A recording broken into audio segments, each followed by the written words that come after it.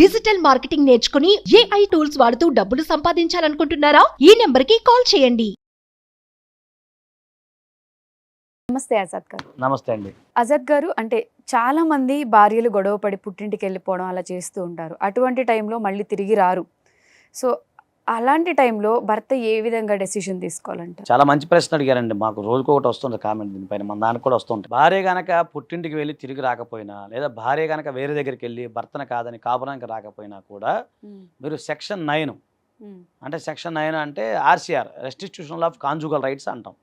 అది Hindu marriage act ప్రకారంగా మనం కాపురానికి రమ్మని చెప్పి ఆమెను రిక్వెస్ట్ చేస్తాం. ఆ ముందు దానికి సంబంధించి ఏంటంటే అడ్వకేట్ నోటీస్ ఒకటి మనం పంపిస్తాం. మామూలుగా పంపించిన తర్వాత వాళ్ళు ఎవరైతే ఉన్నారో దానికి రెస్పాండ్ అవుతారు. అక్కడే సెటిల్మెంట్ అయిపోతుంది. లేని కానప్పుడు ఏంటంటే మనకు RCR కింద రెస్టిట్యూషన్ ఆఫ్ కాంజుగల్ రైట్స్ కింద మనం పిటిషన్ ఫైల్ చేస్తాం. పిటిషన్ ఫైల్ చేసిన సందర్భంలో అక్కడ ఆమెకి వెళ్తుంది, నోటీస్ వెళ్తుంది. అప్పుడు కూడా ఆమె రాలేకపోతే ఇక్కడ ఏంటంటే ప్రాబ్లం చెప్తానండి. ఆమె కనుక ఒక స్త్రీ కనుక బలవంతంగా కాపురానికి వెళ్ళమని చెప్పి చట్టం చెప్పదు. సరిత వర్సెస్ వెంకట సుబ్బయ్య అని ఒక కేసు ఉంది. అంటే సరిత అంటే సినిమా యాక్టర్ ఉన్నారు కదా, అదే మరో చరిత్ర ఏదో అందులో హీరోయిన్. ఆమె ఆల్రెడీ మ్యారేజ్ అయితే హీరోయిన్గా నిలదొక్కుంటుంది అనమాట. నిలదొక్కున్నప్పుడు ఆయన వెంకట సుబ్బయ్య అలా భర్త అనమాట. ఆయన ఏం చేస్తాడు, ఇట్లా నా భార్య నాకు కావాలని చెప్పి కేసు వేస్తారు. అప్పటి వరకు కూడా ఏంటంటే ఒక కాపురానికి వెళ్ళమని కోర్టు వాళ్ళు చెప్పేవాళ్ళు. అయితే ఆమె ఏం చేసింది, అది ఛాలెంజ్ చేసింది అనమాట. ఏమని, నేను ఆర్టికల్ 21 ప్రకారం జీవించాక నా ఇష్టం, అది సంసారానికి వెళ్ళటం వెళ్ళకపోవటం అనేది. కాబట్టి ఏంటంటే నేను వెళ్ళనని చెప్పింది. అది మైల్ స్టోన్ జడ్జిమెంట్ అనమాట అది. సో దాని ద్వారా ఏమైందంటే అప్పటి నుంచి RCR అనేది నువ్వు కాపురానికి వెళ్ళమ్మా అని చెప్పడమే కోర్టు వాళ్ళు, బలవంతంగా అయితే పంపిరు. ఇది మహిళల విషయంలో. అదే ఆడవాళ్ళు కనుక RCR ఫైల్ చేశారనుకోండి, భర్త కనుక ఆమెను కాపురానికి తీసుకెళ్ళిపోతే ఆ భర్త యొక్క ఆస్తుని జప్తు చేసే అధికారం కోర్టుకు ఉంటుంది. అది మగవాళ్ళకు ఉన్న ప్రాబ్లం. అదొకటి. అంటే మహిళల కోసం ఇదన్నీ అండి, మహిళల కోసం ఇబ్బంది లేకుండా. అయితే కొన్ని సందర్భాలు ఏంటంటే మహిళలు నేను వెళ్ళను, నాకు సంబంధం లేదు, నేను అసలు నాకు ఆయన ఇష్టం లేదు అన్నారనుకోండి, కోర్టు వాళ్ళు ఏం చేయలేరు. దానికి ఏం సంబంధం లేదు, కాపురానికి చేయాల్సిన అవసరం ఉండదు. మరి అలా వెళ్ళిపోయి రాని పక్షంలో భర్త అంటే విడాకులు తీసుకోకుండా మరి ఇంకో పెళ్లి చేసుకోవచ్చా? అయితే ఏంటంటే ఒకటమ్మా, భార్య నీ కాపురానికి పంపించాడు ఆయన, రానప్పుడు ఆమె కాపురాన్ని నుంచి నేను రాను అని చెప్పింది, మొరాయించింది ఆమె. నేను రాను, ఏం చేసుకుంటూ చేసుకోండి. అప్పుడు ఏంటంటే మన డిజార్షన్ గ్రౌండ్ 2 years ఆగి డిజార్షన్ గ్రౌండ్ కింద డైవర్స్ పొందాలి. డైవర్స్ పొంది అప్పుడు ఆ డైవర్స్ మీద అప్పుడు పెళ్లి చేసుకోలేదు తప్ప మేము RCR ఫైల్ చేసేసాము, ఇక నేను కాపురానికి రానని చెప్పేసింది ఆమె. అమ్మాయి కాపురానికి ఎలాగో రాదు కదా అని చెప్పి మీరు డైవర్స్ తీసుకోకుండా, RCR వేరు డైవర్స్ వేరు అనమాట. RCR పైన మీరు ఎలాంటి మ్యారేజ్ చేసుకోవడానికి ఉండదు. ఓకేనండి. అప్పుడు డైవర్స్ ఫైల్ చేసుకోవాలి.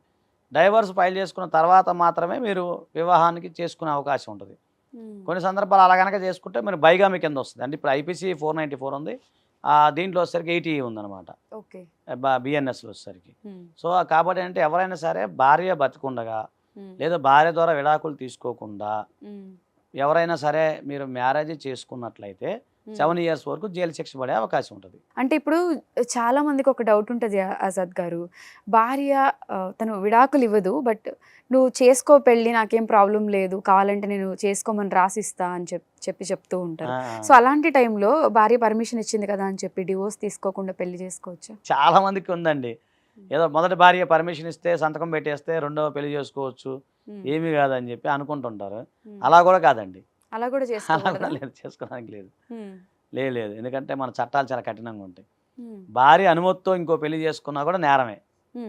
మరి కామన్ పీపుల్ చేసుకుంటే ఇలా ఓకే, బట్ నాకు తెలిసిన వాళ్ళలో కొంతమంది గవర్నమెంట్ డిపార్ట్మెంట్ కి సంబంధించిన వాళ్ళు, మంచి పొజిషన్ పోస్ట్ లో ఉన్న వాళ్ళు కూడా, చట్టం బాగా తెలిసిన వ్యక్తులు కూడా మరి భార్య ఉండగానే రెండో పెళ్లి చేసుకుంటారు డివోర్స్ ఇవ్వకుండా. సో అటువంటి వాళ్ళకి శిక్షలు ఏ విధంగా ఉంటాయి? అంటే గవర్నమెంట్ జాబ్ చేస్తున్నారు కాబట్టి ఇన్ కేస్ ఎవరైనా కంప్లైంట్ ఫైల్ చేస్తే జాబ్స్ పోవడం ఇలా ఉంటాయి? ఖచ్చితంగా అండి. చట్టం ముందు అందరూ సమానులేండి. ఆర్టికల్ 14 ప్రకారం ఎవరైనా సరే, మీరు పెద్ద గొప్ప వ్యక్తి కానించి సామాన్య మానవుడి వరకు కూడా అందరూ చట్టం ముందు అందరూ సమానులే.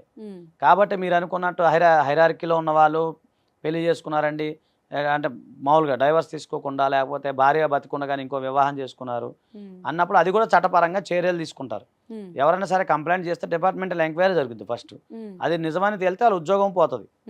అది ఒకటి. ఫస్ట్ సస్పెండ్ యథావిధిగా ప్రొసీజర్ సస్పెండ్ చేస్తారు, ఎంక్వైరీ చేస్తే నిజంగా డిబార్ చేస్తారు. కాబట్టి ఏంటంటే ఇక్కడ వాళ్ళు వాళ్ళు ఉన్నారని వీళ్ళు ఉన్నారని అట్లా ఏమి ఉండదండి. అయితే ఏంటంటే ఇక్కడ ప్రాబ్లం ఎక్కడ అవుతుందంటే ఇప్పుడు ఉదాహరణకి ఎవరైనా రెండో వివాహం చేసుకున్నారు, అది వేరే వాళ్ళు కంప్లైంట్ చేయాలంటే ఎవిడెన్స్ కావాలి. ఓకే. ఇప్పుడు ఎవిడెన్స్ కావాలి. ఆ ఎవిడెన్స్ పక్కాగా దొరికినప్పుడు కంప్లైంట్ చేయొచ్చు, ఎవరైనా కంప్లైంట్ చేయొచ్చు. కానీ అది ఎంతవరకు నిలబడుద్ది అనేది చూడాలి ఒకటి.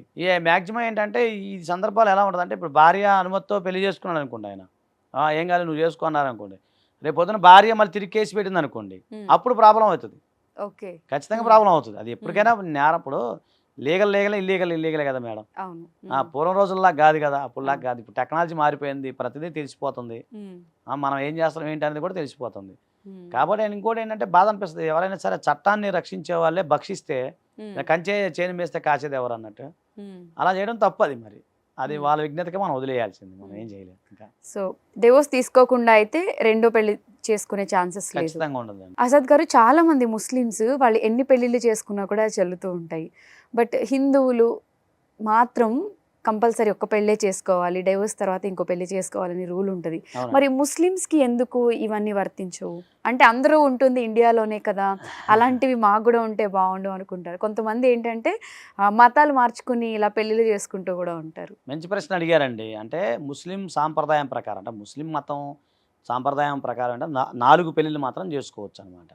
అన్ని పెళ్ళిళ్ళు ఎక్కువ పెళ్ళిళ్ళు కదా, 4 చేసుకోవచ్చు. అదేంటంటే వాళ్ళు అప్పుడు యాక్చువల్గా ఈ ముస్లిం మతం అనేది మన దేశానికి చెందింది కాదు కదండి, అరేబియన్ సంబంధించిన మతాలు. ఆ మతం ఇక మనకి తర్వాత ఇక్కడికి వచ్చింది, ఇండియాకి వచ్చింది కదా. సో మన మతానికి సంబంధించింది వేరు, వాళ్ళ మతానికి సంబంధించింది వేరు. ఇప్పుడు హిందూ సాంప్రదాయం ఏంటంటే మనం రాముల వారిని ఎక్కువ మనం ఆరాధిస్తాం. రాముల వారు ఏంటి ఏకపత్ని వ్రత్యాన్ని ప్రోత్సహిస్తారు ఆయన. కాబట్టి మనం కూడా ఆ హిందూ సాంప్రదాయం ప్రకారం హిందువుగా ఉన్నప్పుడు మనం ఏకపత్ని వ్రత్యం ఏదైతే ఉందో దాన్నే మనం ప్రోత్సహించాలి. ఏంటి అది మోనోగామి అంటాం. అదే ఏంటంటే మామూలుగా వాళ్ళు అరబ్ కంట్రీస్లో ఆ రోజుల్లో ఏంటంటే యుద్ధాల్లో కానీ ఎడారుల్లో కానీ అప్పుడు పురుషులు ఎక్కువ ఆధిక్యత ఉండేది. ఆ సందర్భంలో చాలా మంది చనిపోయేవాళ్ళు అనమాట. చనిపోయినప్పుడు మహిళలు ఎక్కువగా ఉండేవాళ్ళు. అప్పుడు వాళ్ళని పోషించడం కోసం ఇట్లా పెట్టారనేది మామూలుగా పెద్దలు చెప్తారు, ముస్లిం పెద్దలను అడిగితే వాళ్ళు చెప్పారనమాట. కాబట్టి ఆ సాంప్రదాయం ఆ విధంగా వచ్చింది. ఎందుకంటే అక్కడ భూభాగాలు వేరు, మన భూభాగం వేరు కదా. ఇప్పుడు అరేబియన్ కంట్రీస్లో ఎడారిలో ఏ మనిషి ఎక్కడికి వెళ్తాడో వాడు వస్తాడో వాడు కూడా తెలియని పరిస్థితి, అంతే కదా. అప్పట్లో అలా జరిగేది కదా. ఇప్పుడు మన దేశం అట్లా కాదు, సుభిక్షంగా ఉన్న ప్రాంతము, ఒక కుటుంబము, ఒక మంచి వేదాలు పుట్టినవి, ఒక చరిత్ర, ఒక సంస్కృతి, ఒక సాంప్రదాయము. మనం కూడా ఎక్కువగా శ్రీరాములు సంబంధించిన వారినే మనం ఎక్కువ ఫాలో అవుతుంటాము. పూర్వం నుంచి కూడా అదే మన సాంప్రదాయం వచ్చింది. కాబట్టి మన సాంప్రదాయం ఈ విధంగా ఉంది, వాళ్ళ సాంప్రదాయం ఆ విధంగా ఉంది. ఇప్పుడు మీరు ప్రశ్న అడిగారు ఏంటంటే, ఎవరైనా మరి హిందూ పురుషుడు కనుక ముస్లిం మతంలోకి వెళ్ళి, ముస్లిం మతంలోకి వెళ్ళి అక్కడ మరి ఎలాగో 4 పెళ్లి చేసుకోవచ్చు కదా, అలా చేసుకోవచ్చే అవకాశం ఉందని మీరు అడగచ్చు. లేదండి, దాని మీద సుప్రీంకోర్టు జడ్జిమెంట్ ఉంది. ఎవరైనా కనుక హిందూ పురుషుడు పెళ్లి చేసుకోవాలన్న ఉద్దేశంతో, గుర్తుపెట్టుకుని పాయింట్, పెళ్లి చేసుకోవాలన్న ఉద్దేశంతో కనుక ముస్లిం మతాన్ని స్వీకరించి అతను కనుక పెళ్లి చేసుకున్నా అది కూడా నేరమే. అది కూడా మీకు చీటింగ్ వస్తుంది. ప్లస్ దీని మీద ఏదైతే బైగామి కింద వస్తుంది అనమాట. చూపించకూడదు. మన ఏకపత్ని వృత్తి మోనోగామి కాబట్టి మన ఏకపత్ని వచ్చి ఉంటుంది. బైగామి కింద అరెస్ట్ చేసే అవకాశం ఉంటుంది. అలాంటి తెలివితేటలు కూడా చూపించకూడదు. అదే. కాబట్టి ఇవన్నీ ఏంటంటే ఒక భార్యతో అనుమతి ఉన్నప్పుడు మీరు మంచిగా హ్యాపీగా మ్యూచువల్ డైవర్స్లో తీసేసుకొని, మ్యూచువల్ డైవర్స్ అనేది ఉంది, 6 monthsలో వచ్చేస్తాయి, తీసుకొని హ్యాపీగా మ్యారేజ్ చేసుకోవచ్చు. అది బెటర్ కదండి, ఎందుకు రిస్క్. ఓకే అజాద్ గారు, thank you so much. Suman టీవీలో మీ పర్సనల్ అండ్ బిజినెస్ ప్రమోషన్స్ కోసం కింది నెంబర్కి కాంటాక్ట్ చేయండి.